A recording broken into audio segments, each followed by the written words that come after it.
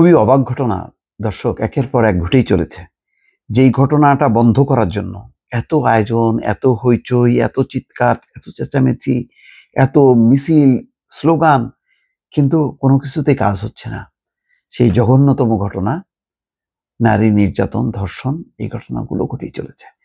সর্বশেষ যে ঘটনাটা এখন আপনাদের সামনে তুলে ধরবো সেটা আরো ভয়াবহ।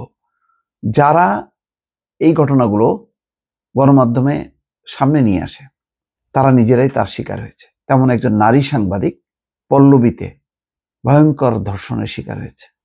গণধর্ষণ, রাত 8:30 থেকে ভোর রাত পর্যন্ত।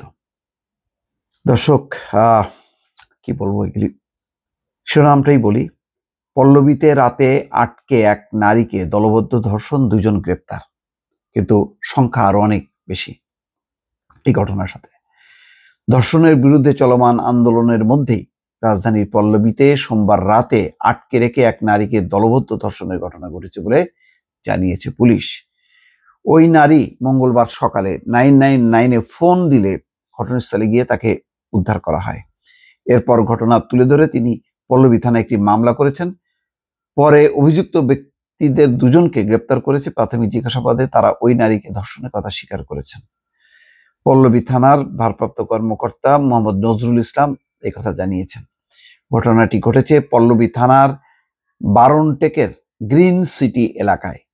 এই বিষয়ে পুলিশের গণসংযোগ বিভাগের তালিবুর রহমান বলছেন, ধর্ষণের শিকার ওই নারী একটি পত্রিকায় কাজ করেন।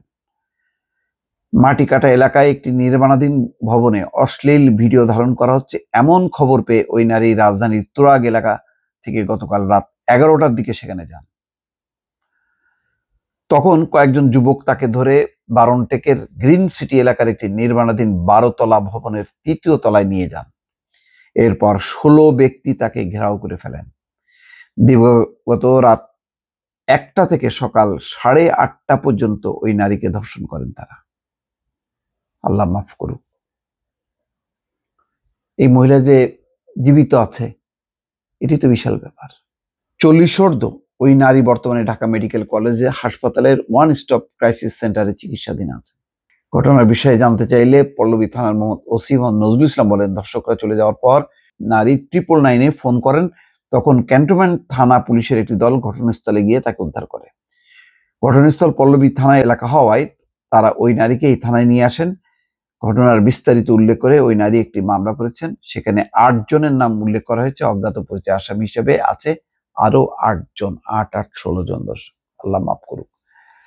পল্লবী এলাকায় অভিযান চালিয়ে আসামি এনামুল হক 38 এবং হামিদুর রহমান 50 গ্রেপ্তার করা হয়েছে।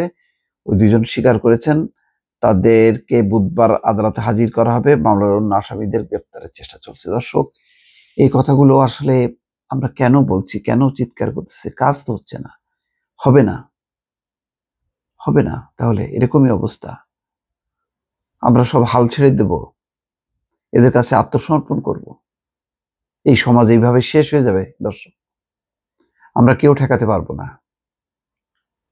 ভালো থাকবেন, আল্লাহর কাছে দোয়া করবেন। আল্লাহ হাফেজ।